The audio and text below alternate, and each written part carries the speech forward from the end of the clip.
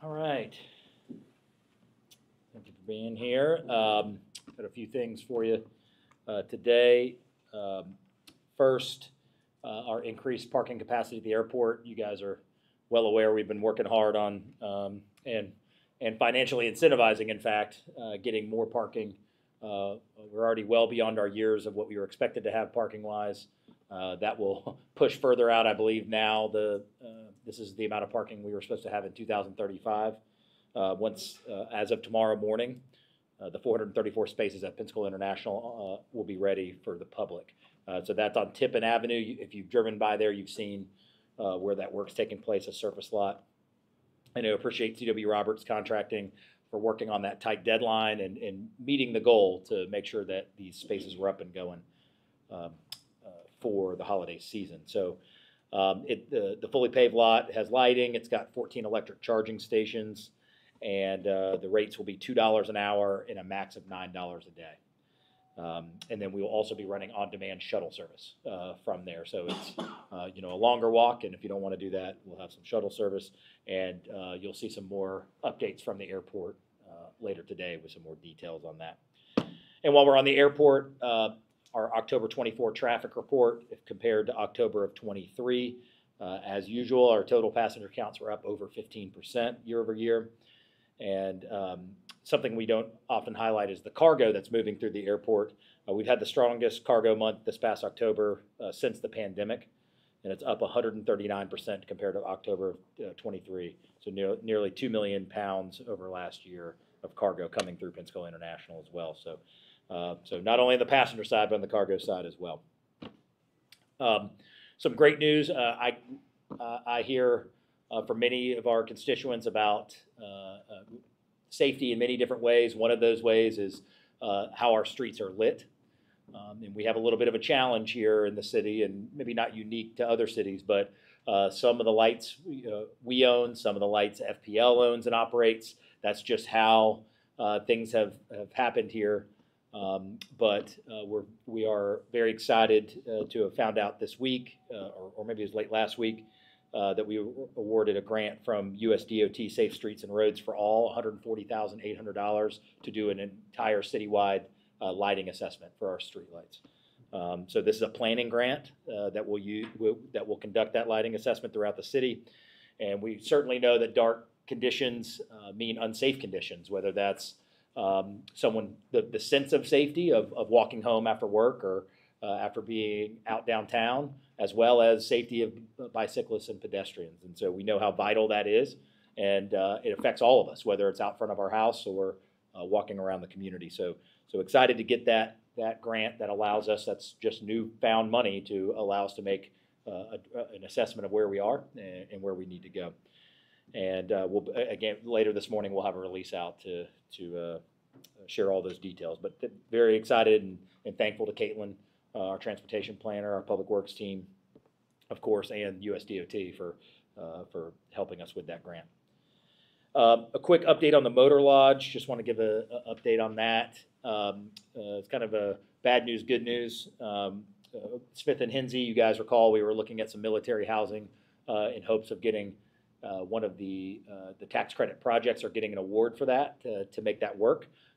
And unfortunately, their application for the military housing aspect of it was not approved, or was not one of the ones chosen, by Florida Housing Finance. So where we go from here is there's another potential affordable credit program, is the Live Local Sale financing. And so they have asked us to make some minor tweaks to what that proposal looks like. It actually goes up by 6 units from 84 to 90. There won't be that same military presence, but 5%, I believe 5% of the units are to be for folks aging out of foster care. And it will still be all affordable units, ranging from 40 to 60% of the area median income. So still hitting a lot of the targets that we want, but we wanted to be nimble. The deadline for this potential tax credit project is in December. So we are still under contract with them. We had written it with the idea of seeing how this goes, and if they weren't able to get it, we would go back to the drawing board. But I appreciate Smith and Hensey and our team, CRA, and everybody else being opportunistic and saying, well, hey, here's one more bite at the apple of something that will still allow us to create some affordability. So we plan to do that, and that we will allow them to still within their purview. I believe, I'm going off memory, I believe that our option agreement with them on the motor lodge is through February, I believe. I'll have to check on that, and we can get you an exact date, but that still would, of course, allow for them to get this application in. So we'll react accordingly, and this is not new territory for us. Obviously, the tax credit projects awarded on the Baptist campus went through, I believe, had not been approved twice before they finally did. So these are very, very competitive grants. We know that, and we knew that going in. So we'll give it another shot, and certainly we hope Smith and Hensey and our team are successful. An update on the repaving project. I know you guys have reported on that some. We have wrapped up the fiscal year 24, as you guys have reported, came in right at under $1 million of repaving. And the crews were able to extend to an additional 20 blocks, so we actually paved more than 60 blocks of new roadway. And 15 blocks remain for fiscal year 25. And our team's working on scheduling and funding and all of that, and we'll get you that at a later date. But remember, this is really that data-driven approach where we had analyzed the condition of every street in our city, and we went and fixed those 60 blocks that needed it the most. It wasn't just picking streets at random or splitting it up by 7 districts and saying we're going to put 7 equal amounts of new pavement in 7 different districts. We used data and we researched. So there's areas where it might just be an intersection that got repaved because of its condition. It might be 1 block, it might be 2 blocks. So appreciative of our team and Wendy and Amy Tootle and everybody in Public Works to make that happen. But we have $1 million of investment in infrastructure back on the roads right now, and actually we're able to provide even more blocks of new paving than we thought. So thank you for everybody involved in that. The Carpenter Creek Bayou Tahar Watershed Outfalls Project. This is something that's been discussed and has been in the city's purview since before I started it, really. And this past March, that we had gotten word that we were receiving a significant grant from FDEP to help install the underground treatment units to help clean the stormwater at 5 outfalls before it enters the bayou. So we were awarded $830,000 for design, engineering, and permitting. And last week, we were informed that we'll receive the other $5.1 million to complete the implementation phase. So this is a $5.9 million project designed to improve the overall ecological health of the bayou. So very, very good news. And to be clear, this is not a 5.1 of new money that we didn't know anything about. This was the goal, the long-term goal that we've been working towards, but we did get word that we'll be receiving that funding. And so we'll have maps and, again, some additional information to you guys a little bit later today. Last 2 quick things. I wanted to give a big shout out to Lieutenant Parsons, Amy Parsons, and our PPD. It's been several years since we've had a PPD member attend the FBI Leadership Academy, but Lieutenant Amy Parsons has been accepted to the Academy in Quantico, Virginia, 10-week program, and it's by invitation only through a nomination process. And I believe she started with us in November of 2005 and is currently the watch commander on the night shift. So a huge congratulations to her. And it has been a while, I believe, since we'd have somebody involved in that. And then lastly, in case you see it driving along Bayfront Parkway, you might see a boat stranded over there off of Bayfront, kind of on the riprap there. We are aware of it. We are in conversations with Escambia County Marine Resources.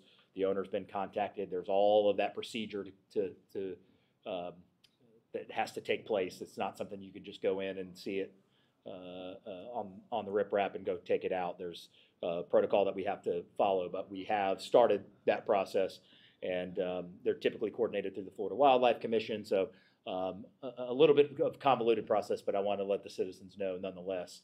We do see the boat. We are aware of it, and we are working diligently to take all those steps and get that boat removed. So we'll continue to monitor, and if there's something else we need to notify you guys on, we'll do that. With that is everything I've got, and I'm happy to take your questions. Mayor, do you have any update on plans or ideas for low barrier shelters. I know someone came up recently, I think at a city council meeting, giving a success story. Do you have any update on that? Not any different than what we have been doing, which ultimately the update is it's time for a community conversation about it. And I think I would ask that question to everybody in the community, our COC, our county, the city, our business community. When you go see low barrier shelters that are successful, they are a community effort. They are not, it is not going to happen as only the government's job.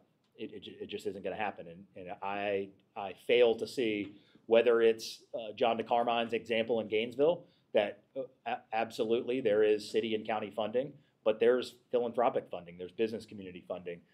It is too expensive and too much of a lift for any single government to be able to take that on by themselves. I just don't think that that's going to happen.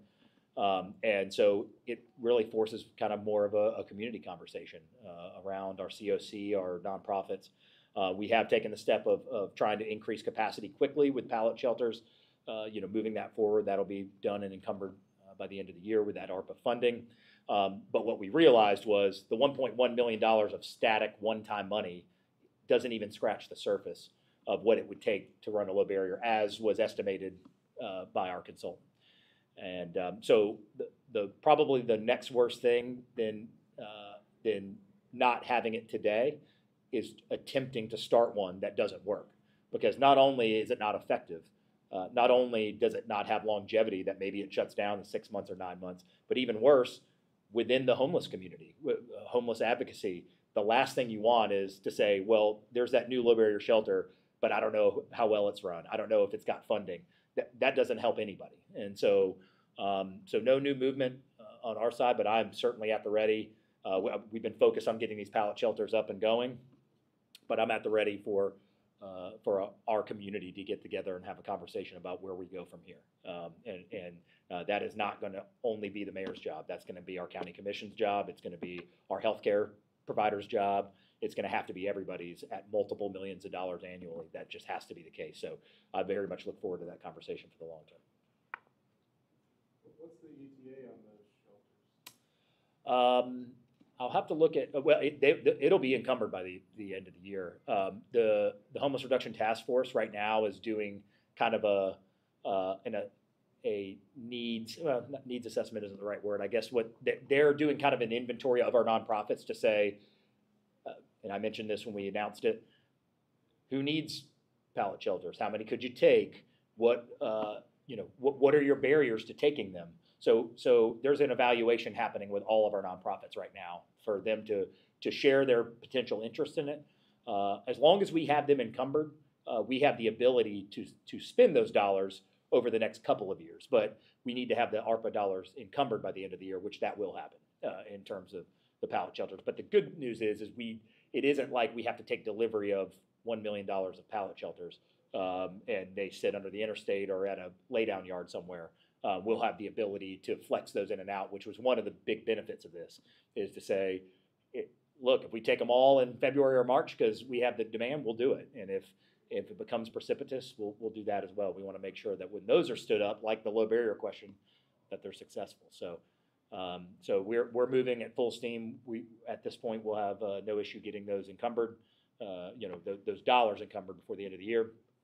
And that assessment's happening with our nonprofit providers right now to see who needs them, what their needs are, and we'll formulate a plan early next year. Go ahead. For the streetlight grant lighting assessment, forgive me if you already mentioned it, but Yeah. How much was it, and can it be used for, is it only used for the assessment, or if there's more after, can it be used for fixing areas that need to be?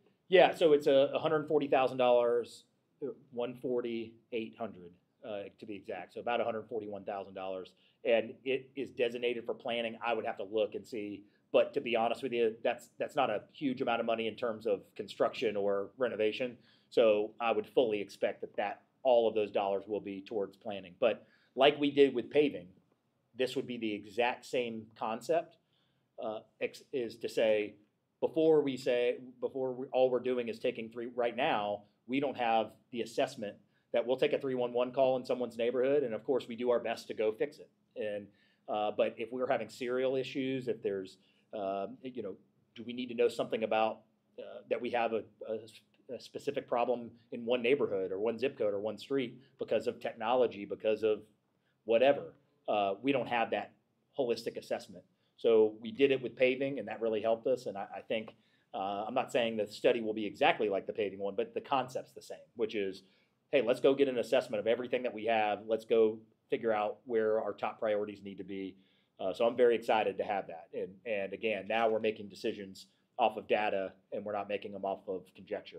We're saying, or whoever calls us last, I think we should be looking at it holistically. And so excited to have that. I'm not sure what the grant allows, but I would think at that dollar amount, I would fully expect that will all be encumbered by the plan. Getting that grant, does it open up the future opportunity for grants to actually do construction? And then how are you going to navigate the whole issue that you mentioned where, some roads are state roads, some are controlled by FPL? Yeah. So to the second part of it first, yeah, we have different circumstances everywhere. We have lights that are on state roads that are FDOT owned that we have a contract and are reimbursed to maintain. There are FPL lights, there are city lights. I'm sure that part of this assessment will be addressing that, in terms of if there's any other steps that we could take, we would certainly do it. Because I do know that that's one of the generational problems that we have is one light is the city, one light is FPL, one light is FDOT, and it's they're responsible, one light's FDOT, and we're responsible. I think that only illustrates the value of this is to get our arms around, this entire project and try to assess what our biggest needs are, and go from there. Tell me your first part of your question again. Will it lead to, are there more opportunities for Oh, grant yeah. funding to replace? So anytime, the general answer of that is always a resounding yes, because what most of these grants want to see, and we've thankfully been successful in getting a lot of grants, what we know is there's consistently what these grantors want to see is that you're serious about the project, that if there's some match funding that you have it. In some cases, they want to see that construction funding might be there that they'd be putting on top. So the further along you are in these projects, always the better. And I'll give an example, the vulnerability assessment that we did.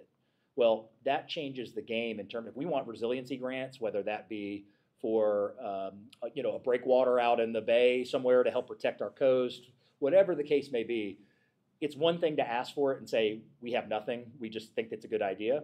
And there's another to say, here's a vulnerability assessment over X years of time. So grantors always want to see that additional information. So it always helps us.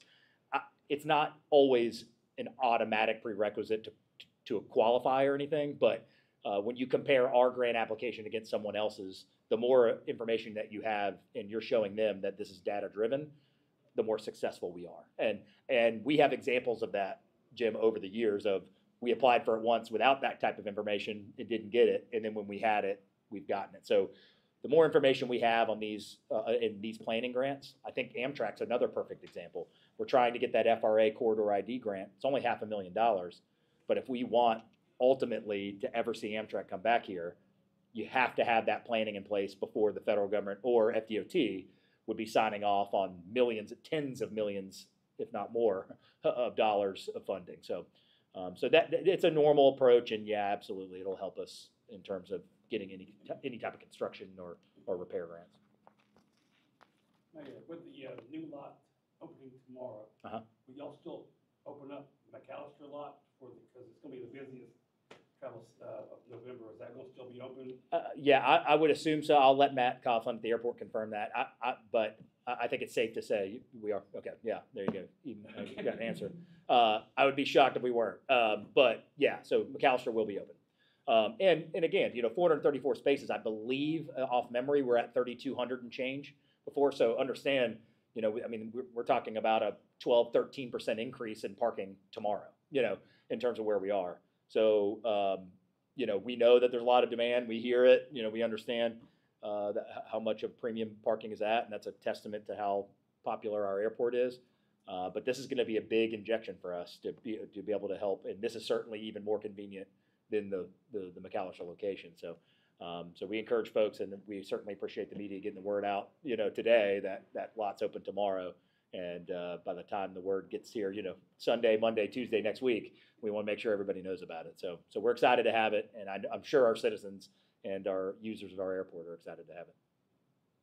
Yeah, on the motor watch, does it so changing the kind of target demographic for that project, does that require city council approval to go back and pursue this other? I have not been indicated as that. We have an option, with them, and my understanding is that there isn't an option, that the option isn't contingent upon 84 units versus 90, or we would have to go back. But we'll look into that.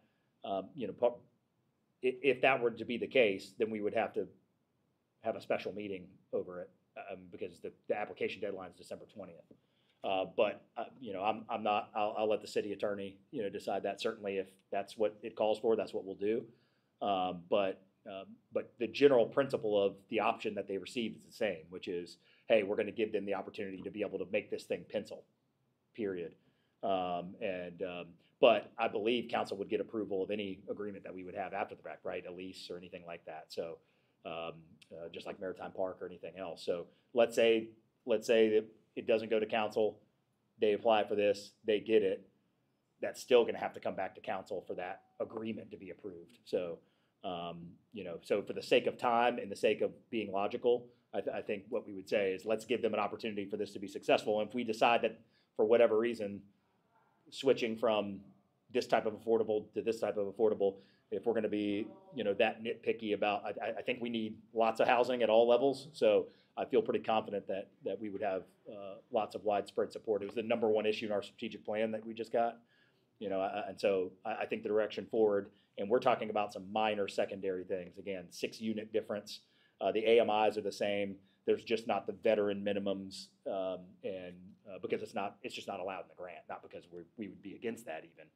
We can do veteran preference and some things like that, I believe, but there won't be 50% for veterans like there was in the other grant. So, we're at such desperate need for housing. I feel pretty confident we would have some widespread support if it had to go to council. But regardless, like any agreement with this, it's coming back to them for approval at some point anyway. And follow up on that, is there, like how close it was on getting the grant? I don't. I was just notified yesterday, but it's pretty new across my desk, so haven't gotten into details of. And if this particular grant is scored the same way that the other 9% are, previously in those conventional ones that we saw at Baptist, you could see there was 46 applications and they only took 8. I would assume since it's through Florida Housing, they're going to have the same type of thing. So we'll see. And certainly I'll be curious to see how it fared or what the issues were, or the downfalls were. But I can safely assume that it isn't about whether that Florida Housing didn't like the project. It's that these are so competitive for money being blind to it currently, my speculation is there's lots of people interested in the limited amount of money and that it was just super competitive. So, but we'll see. Yeah, and so if I'll look at those results, I'll be curious to see what it says. Anything else? All right. Thanks, guys. Appreciate it.